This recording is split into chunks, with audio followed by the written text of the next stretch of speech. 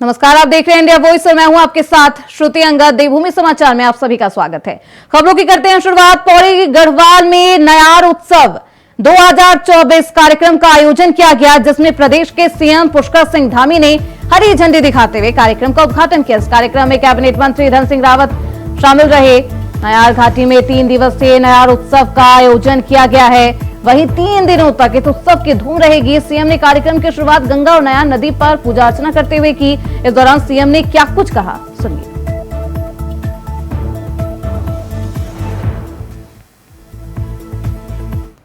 अपना मैं सौभाग्य मानता हूं कि मुझे इस पवित्र भूमि पर आकर आज यहाँ पूजा अर्चन करने का और आप सबके दर्शन करने का सौभाग्य प्राप्त हुआ। मैं इस भूमि को भी दोनों हाथ जोड़कर प्रणाम करता हूं। भाइयों बहनों, आप सबके बीच में आकर मुझे अत्यंत हर्ष का अनुभव हो रहा है, क्योंकि आज हम एक ऐसे महोत्सव का शुभारंभ करने जा रहे हैं जो न केवल इस क्षेत्र को पर्यटन की दृष्टि से आगे एक विकास और विस्तार दोनों देने का काम करेगा, यहां का पर्यटन बढ़ेगा, बल्कि यहां के लोगों की जो आर्थिक प्रगति है वह भी, उसमें भी एक महत्वपूर्ण भूमिका निभाएगा। जैसा कि आपकी विधायक जी ने यहां से कहा, रेणु जी ने, कि कुछ समय पहले ये डांगो क्षेत्र हमारा, ये पिछले क्षेत्रों में इसकी गिनती होती थी, लेकिन मैं आज मां गंगा के समक्ष, मां गंगा को साक्षी मानकर कह रहा हूं कि आने वाले समय में इस क्षेत्र को विकास के क्षेत्र में, पर्यटन के क्षेत्र में विकास के पंख लगने वाले हैं। विकास के क्षेत्र में ये क्षेत्र आगे बढ़ने वाला है। भाइयों बहनों, ये नयार महोत्सव हमारी सांस्कृतिक समृद्धि, साहसिक खेलों और पर्यटन की जो असीम संभावनाएं हैं, उन सबको सबके सामने ले जाने का एक अद्वितीय अवसर है। और इस प्रकार के महोत्सव से निश्चित रूप से जहां क्षेत्र की पहचान बढ़ती है, क्षेत्र में जो पर्यटन और विकास की संभावनाएं होती हैं, उन संभावनाओं को पंख लगते हैं और हर दृष्टि से क्षेत्र के आगे बढ़ने में इस प्रकार के महोत्सव का बहुत ही महत्व है। ये हमारी जो परंपराएं हैं, पुराने समय में जो हमारे त्योहार होते थे, पर्व होते थे, महोत्सव होते थे, उनको और हमारी परंपराओं को जीवित रखने के लिए। वही केदारनाथ उपचुनाव को लेकर बड़ी खबर सामने आ रही है। कांग्रेस प्रदेश उपाध्यक्ष का बड़ा दावा, मथुरा दत्त जोशी ने किया है ये दावा। कांग्रेस के संपर्क में बीजेपी के 2 दावेदार कांग्रेस में शामिल हो सकते हैं। बीजेपी के दावेदार कांग्रेस प्रदेश उपाध्यक्ष के बयान के बाद बवाल है। इंडिया वॉइस से बात करते हुए मथुरा दत्त जोशी का यह दावा, कांग्रेस के संपर्क में है बीजेपी के 2 दावेदार। उपचुनाव से पहले सियासत तेज है और ऐसे में इंडिया वॉइस से बातचीत करते हुए मथुरा दत्त जोशी ने यह दावा किया है, कांग्रेस में शामिल हो सकते हैं बीजेपी के 2 दावेदार। कांग्रेस प्रदेश उपाध्यक्ष के बयान के बाद सियासी बवाल है जारी है। और मैं दावे के साथ आपको कह रहा हूं कि 2 बड़े नेता इनके ऐसे हैं जो अभी भी कांग्रेस के संपर्क में हैं कि हमको टिकट दे दीजिए, हम चुनाव लड़ने के लिए तैयार हैं। दिल्ली में उनकी मुलाकात भी हुई है। मैं उसको कहना नहीं चाह रहा था, लेकिन ध्रुव भाई ने बात नहीं, किसकी मुलाकात हुई है? इनके दावेदारों की? इनके 2 दावेदार हैं जो कांग्रेस के टच में है, जिसके संशय में है कि हमको मिलेगा नहीं मिलेगा, लेकिन वो कांग्रेस के टच में बने हुए हैं। तो आप उनको टिकट देने के लिए तैयार हैं? नहीं, वो बात की बात है। तो वो कुलदीप रावत क्यों आएंगे आपके यहाँ? नहीं, जो ये कह रहे हैं कि हमारे यहाँ सामान्य चल रहा, मैं उसके जवाब कांग्रेस के पास प्रत्याशी नहीं हुआ। मैं बता रहा हूँ आपको। नहीं, ये बड़ी जानकारी दे रहे हैं मथुरा दत्त जी। भाई जरा सुन लो, उसके बाद आप ये कह रहे हैं कि कुलदीप रावत और दूसरा नाम कौन है जोशी जी? नहीं, मैं नाम किसी का नहीं ले रहा हूँ। मैं पुख्ता सबूतों के साथ आपको कह रहा हूँ। आप तो वरिष्ठतम पत्रकार हैं, आप पता भी लगा लोगे। चंडी प्रसाद तो ऑलरेडी राज्य मंत्री है, वो क्यों छोड़ के आएंगे? नहीं, राज्य मंत्री तो अगर एमएलए का टिकट मिलता है तो राज्य मंत्री क्या होता है साहब, वो तो एक दायित्वधारी है। लेकिन टिकट, चंडी प्रसाद जी वरिष्ठतम व्यक्ति हैं, बहुत लंबे समय से इनके पार्टी के वहाँ जिला अध्यक्ष रहे हैं। हाँ। काम कर रहे हैं। तो यानी कुलदीप रावत और चंडी प्रसाद भट्ट आपके संपर्क में, आप ये कह रहे हो? नहीं, मैं एक नाम किसी का नहीं ले रहा हूँ। नहीं, तो आपने तो ले लिया सर दोनों का नाम। नहीं, आप जानते हैं मेरे नेचर को। मैं कभी कभी भी सबूकेबाजी नहीं करता हूँ, कभी भी हवा में तीर नहीं चलाता हूँ, लेकिन भाजपा में ऑल इज वेल नहीं है। चलिए, हम भी तो आपके मित्र हैं, तो बता दीजिए जरा दो कौन है। नहीं, मैं आपको अभी डिबेट खत्म होने के बाद आपको मैं बता दूंगा, एग्जीक्यूटिव रूप से फोन करके बता दूंगा। नहीं, डोईवाला लेखक गांव में 25 से 27 अक्टूबर तक अंतर्राष्ट्रीय कला साहित्य एवं सांस्कृतिक एक्वा कला महोत्सव 24 का आयोजन होने जा रहा है, जिसकी अध्यक्षता पूर्व मुख्यमंत्री रमेश पोखरियाल निशंक करेंगे। कार्यक्रम की रूपरेखा पहले ही तैयार कर ली गई थी, जिसमें विभिन्न शिक्षाविद, साहित्यकार और सामाजिक कार्यकर्ता हिस्सा लेने वाले हैं। डॉक्टर निशंक ने बैठक के दौरान बताया है कि यह महोत्सव हिंदी भाषा के वैश्विक प्रसार में महत्वपूर्ण भूमिका निभाएगा और अंतर्राष्ट्रीय स्तर पर उत्तराखंड की समृद्ध सांस्कृतिक विरासत को उजागर करेगा। इस कार्यक्रम में पूर्व राष्ट्रपति रामनाथ कोविंद, सुप्रीम कोर्ट के चीफ जस्टिस चंद्रचूड़ के साथ राज्यपाल और मुख्यमंत्री भी मौजूद रहने वाले हैं।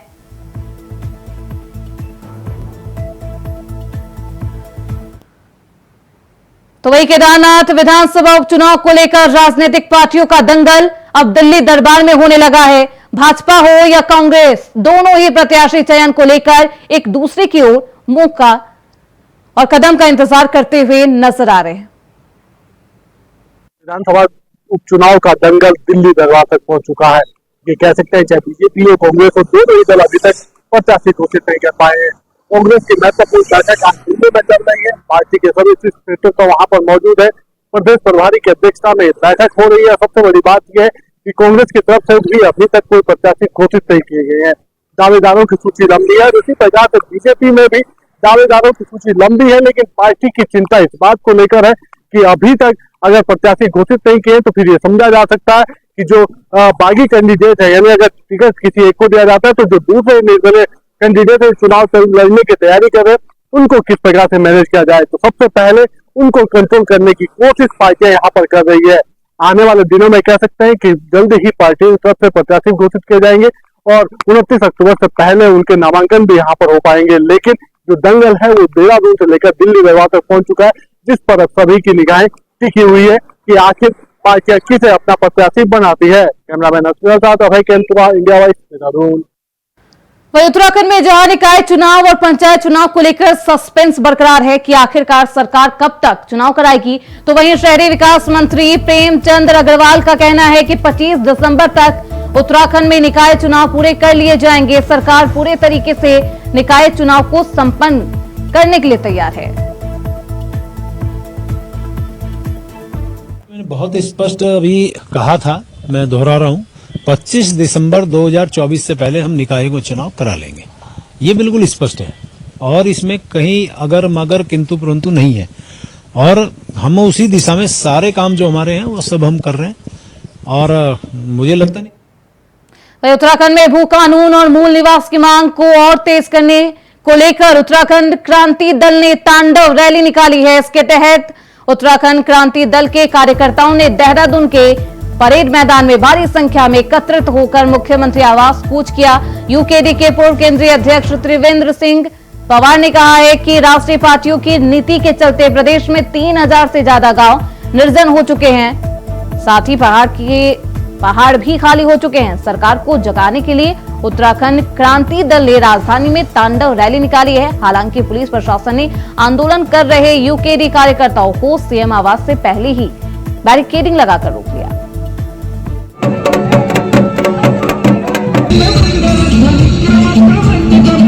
उत्तराखंड क्रांति दल द्वारा जो तांडव रैली का आयोजन किया जा रहा है, ये इन सरकारों के कान खोलने के लिए, आंख खोलने के लिए, क्योंकि ये सरकारें बहरी और अंधी हो गई है। राज्य बनने के बाद ये उस सत्ता के नशे में ऐसे चूर हो गए हैं, न इनको दिखाई दे रहा है न इनको सुनाई दे रहा है और भ्रष्टाचार करने की आदत पड़ गई इनको 24 सालों में।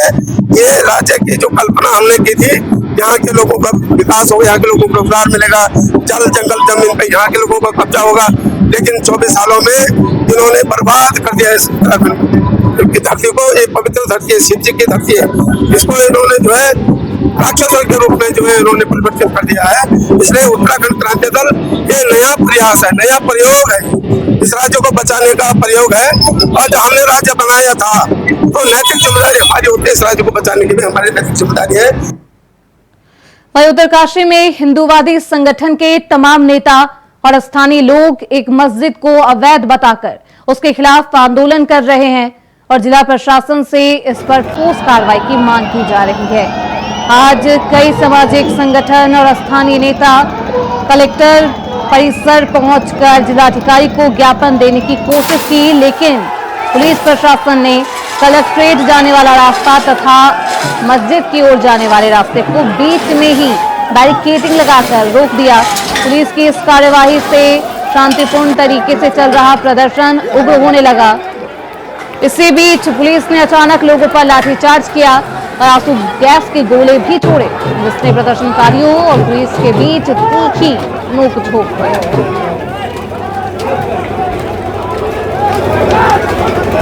ये पहले से प्रस्तावित प्रोग्राम था, वहां पर एक मस्जिद बनी हुई थी। मस्जिद के संबंध में लोगों को ये था कि पहले कि ये अनधिकृत रूप से बनी हुई है, लेकिन देखा गया उसकी भूमि और इन सब चीजों को देखा गया तो उनकी अपनी प्राइवेट लैंड पर बनी है। सारी चीजें जांच इत्यादि पहले जिलाधिकारी उत्तरकाशी द्वारा किया जा चुका है, तो इस तरह की कोई बात नहीं है कि इलीगल तौर पर बना हुआ, बहुत पहले से बनी हुई मस्जिद है ये।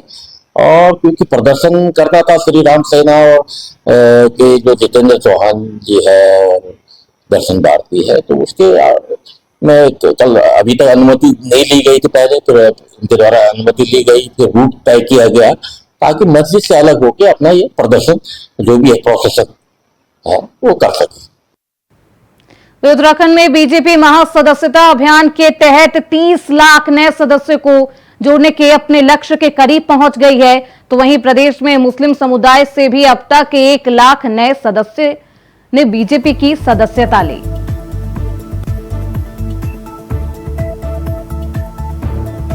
30 लाख नए सदस्य। भारतीय जनता पार्टी दुनिया की सबसे बड़ी पार्टी है, राजनीतिक पार्टी है, और हमने जो सदस्यता अभियान जिस दिन 2 सितंबर से हमारा शुरू हुआ था, उस दिन हमने पुराने सदस्यों को सबको समाप्त हमारी पार्टी ने कर दिया था और नए सदस्य बनाने की कार्यक्रम शुरू किया था। आज उत्तराखंड में 22 लाख सदस्य भारतीय जनता पार्टी ने बनाए हैं और इसका श्रेय हमारे माननीय मुख्यमंत्री पुष्कर सिंह धामी और हमारे प्रदेश के प्रदेश अध्यक्ष महेंद्र भट्ट जी और हमारे संगठन को चलाने वाले, गति देने वाले संगठन के महामंत्री अजय कुमार जी और भारतीय जनता पार्टी के प्रत्येक कार्यकर्ता, या वरिष्ठ हो या विधायक हो, सांसद हो, जनप्रतिनिधि हो, दायित्वधारी हो या बूथ स्तर का कार्यकर्ता हो, मंडल स्तर का कार्यकर्ता हो, जिले स्तर का कार्यकर्ता हो, प्रदेश स्तर का कार्यकर्ता हो, उसने उस लक्ष्य को पूरा करने का प्रयास किया है। आज 22 लाख सदस्य हम बना चुके हैं और उसमें लगभग 30 लाख सदस्य यहाँ लक्ष्य है। 80% लक्ष्य को हासिल करना आज ये उत्तराखंड, हमारा प्रदेश अन्य प्रदेशों से तेजी से इस कार्यक्रम को चला करके आगे बढ़ा है। आज लगभग 5% मुस्लिम समाज के जो सदस्य बने हैं उत्तराखंड में, लगभग 1 लाख सदस्य हमारे मुस्लिम समाज के भी बने हैं। ये लक्ष्य हर समाज को लेकर के भारतीय जनता पार्टी चल रही है। देवभूमि समाचार में रुकेंगे छोटे से ब्रेक के लिए, फौरन लौटेंगे। ब्रेक के बाद एक बार फिर से आप सभी का स्वागत है। खबरों में बढ़ते आगे, दीपावली त्योहार को देखते हुए जिला प्रशासन शहर की व्यवस्थाओं को दुरुस्त करने में जुटा हुआ है।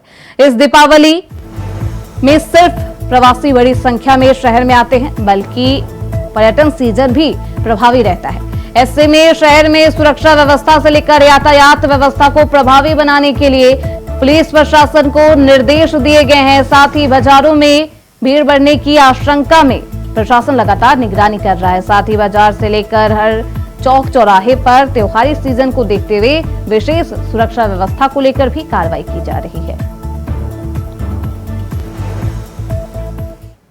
ये दीपावली के त्यौहार पर एक तो बाज़ार में फुटफॉल काफ़ी बढ़ जाता है, साथ ही जो हमारे प्रवासी लोग हैं वो त्यौहार के टाइम पे घर आते हैं। साथ ही ये ट्रेंड भी देखा गया है कि वीकेंड होने की वजह से पर्यटकों का भी आवागमन इस बीच में हो जाता है। उसी को देखते हुए एक तो अतिरिक्त जो सुरक्षा है वो पुलिस के माध्यम से की जाएगी, साथ ही जो ट्रैफिक मैनेजमेंट है उस पर विशेष फोकस रहेगा और उसके लिए ट्रैफिक पुलिस और पुलिस के माध्यम से कार्रवाई की जाएगी। साथ ही जो हमारे परिवहन निगम की बसें हैं उसका अतिरिक्त रूप से उनकी संख्या बढ़ाते हुए संचालन किया जाएगा, ताकि जो आने जाने वाले लोग हैं उनको असुविधा का सामना न करना पड़े। रामनगर के मुख्य बाजार में अवैध तरीके से पटाखे बेचने वालों के खिलाफ एसडीएम राहुल शाह और तहसीलदार कुलदीप पांडे समेत खाद्य विभाग के अधिकारियों ने छापेमारी अभियान चलाया। इस दौरान कई दुकानदार अपनी अपनी दुकान बंद करके भाग गए। साथ ही अवैध रूप से पटाखे बेचने वालों 2 दुकानदारों के खिलाफ चालानी कार्रवाई की गई है। एसडीएम राहुल शाह ने बताया है कि आज चलाए गए अभियान के तहत 2 स्थानों पर मावा और अन्य खाद्य पदार्थों के सैंपल लिए गए। अगर ये सैंपल खाद्य विभाग के विपरीत पाए जाते हैं तो उनके खिलाफ कार्रवाई की जाएगी। साथ ही इस संबंध में खाद्य सुरक्षा अधिकारी असलम खान को कार्रवाई करने के सख्त निर्देश भी दिए गए। बाजार में लगातार लोगों की भीड़ बढ़ रही है। बार बार शिकायतें आ रही थी, कई लोगों द्वारा भीड़ भाड़ स्थलों में पटाखे बेचे जा रहे हैं जो पूर्णतः प्रतिबंधित है। पटाखों के लिए जगहें चिन्हित की गई हैं जहाँ पे पटाखे बेचे जाएंगे। इसके अलावा जो थोक विक्रेता है उनके निर्धारित भंडार स्थल है, वहीं से वो अपनी पटाखों की बिक्री कर सकते हैं। तो ऐसे लोग जो यहाँ पे बेच रहे हैं उनके खिलाफ चेकिंग अभियान चलाया गया, जिसमें दो जगह हमने पटाखे अवैध रूप से बेचने पाए गए, जिनके खिलाफ पुलिस एक्ट में भी कार्रवाई की गई। इसके अलावा अवैध रूप से बिकने वाले पटाखों को जब्त किया गया है। इसके अलावा रानीखेत रोड में अभी नगर पालिका द्वारा पार्किंग स्थल चिन्हित किया गया, जिसमें कि गाड़ियों की पार्किंग के लिए जगह निर्धारित की गई है। लेकिन फिर भी संज्ञान में आ रहा है कि कई ठेलों वालों के द्वारा या अन्य प्रकार के व्यवसायों द्वारा उस जगह को घेरा जा रहा है, जिससे पार्किंग की अव्यवस्था पैदा हो रही है। ऐसे अवैध अतिक्रमणकर्ताओं को भी हटाया गया है। उनके खिलाफ भी जो गंदगी कर रहे हैं उनके गंदगी चालान किया गया। इसके अलावा प्लास्टिक बेचने वालों के प्लास्टिक बेचने का चालान भी।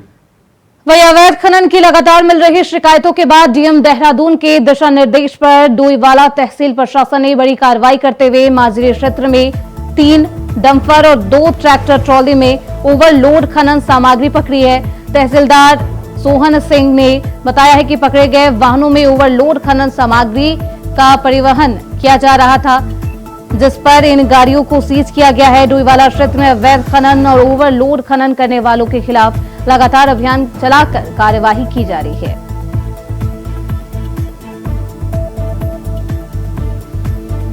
तो अंदर की तरफ जहाँ पे क्रेशर्स हुए हैं तो वहाँ पे हमने पहले 2 ट्रैक्टर को रोका। जैसे हमने 2 ट्रैक्टरों को रोका तो उसके आसपास भी 3 ट्रक और छुपे हुए थे डंपर। तो हमने उनको देखा, उनके कागज चेक किए तो उनमें सब में मात्राएं ज़्यादा थी। फिर जब मात्राएं ज़्यादा थी तो हमने उनको ला करके जहाँ पे चेक करते हैं, तोलते हैं, तो वहाँ पे लाए कांटे पे। तो कांटे पे तुलवाए तो डंपरों में लगभग 28 टन की क्षमता टोटल होती है गाड़ी सहित। तो किसी में 46, किसी में 47, किसी में 48 टन मिला। और ट्रैक्टरों में भी 2-2, 3-3 टन अतिरिक्त पाया गया। तो अतिरिक्त ओवरलोड के कारण हमने इनको तहसील में खड़ा किया है, जब्त किया है। और इनके विरुद्ध जो अवैध खनन है और अधिक मात्रा वाला है, इनका चालान किया जाएगा। वहीं नारसन ब्लॉक के गांव नत्थोखेड़ी में पिछले कई सालों से बदहाल बड़ी सड़क को लेकर ग्राम प्रधान के अथक प्रयासों के बाद आज रुड़की तहसील प्रशासन की तरफ से अधिकारी ने गांव में पहुंचकर जर्जर पड़े रास्ते का निरीक्षण किया और उसे जल्द ही बनवाने की बात भी कही। वहीं अधिकारी के अनुसार उन्होंने रास्ते का पूरा जायजा लिया और ज्वाइंट मजिस्ट्रेट को जांच सौंप दी है। वहीं ग्राम प्रधान का कहना है कि वह गांव में विकास चाहते हैं, पर बहुत से लोग उसमें रोड़ा बनकर विकास को रोकने में लगे हुए हैं। पर वह ऐसे लोगों पर ध्यान न देते हुए सड़क और नाले का जल्द ही निर्माण करवाने का काम करेंगे।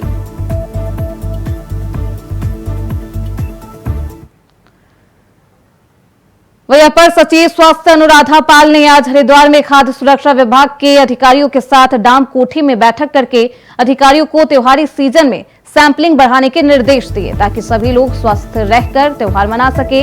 इस दौरान अपर सचिव स्वास्थ्य ने स्वास्थ्य सुरक्षा अधिकारियों के साथ रानीपुर मोड़ स्थित मिठाई की दुकान पर छापेमारी की। छापेमारी में किचन में गंदगी भी पाई गई। इसको लेकर उनके द्वारा नाराजगी व्यक्त की गई, जबकि काउंटर में रखी मिठाइयों पर मैन्युफैक्चरिंग और एक्सपायरी डेट लिखी नहीं पाई गई। इस दौरान दुकान से 2 मिठाइयों के सैंपल भी भर लिए गए हैं, जिनको सील करके जांच के लिए भेज दिया गया।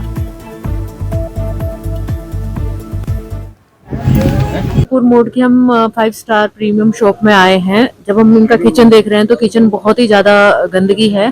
कोई भी स्टाफ के पास मास्क नहीं है, ग्लव्स नहीं है। स्टाफ जो है वहीं पर जहाँ पर खाना बन रहा है वहीं पर खाना खाते हुए पाए गए हैं। और जो हमारा तेल भी है वो 4-5 बार यूज कर रहे हैं वो लोग। और जनरली साफ सफाई बहुत गंदी है और 2 दिन का उन्होंने आटा भी रखा हुआ है। तो इसका एक जो हमारे फूड इंस्पेक्टर है पूरा उसका एक जनरल नोटिस बना रहे हैं, उसका ऑनलाइन इंस्पेक्शन करके उसको पोर्टल पर भी डाल रहे हैं और जो भी जैसा भी ड्यू प्रोसेस होगी उसका आगे हम कार्रवाई करेंगे। कहीं पर नहीं लिखा हुआ है इसके लिए भी इनको एक नोटिस सर्व होगा और बाकी के लोगों को भी एक मैसेज आप कर दीजिएगा, जहाँ पर भी नहीं लिख रहे हैं तो वो एक बार मिठाई। फिलहाल देवभूमि समाचार में बस इतना ही। देखते रहिए इंडिया वॉइस।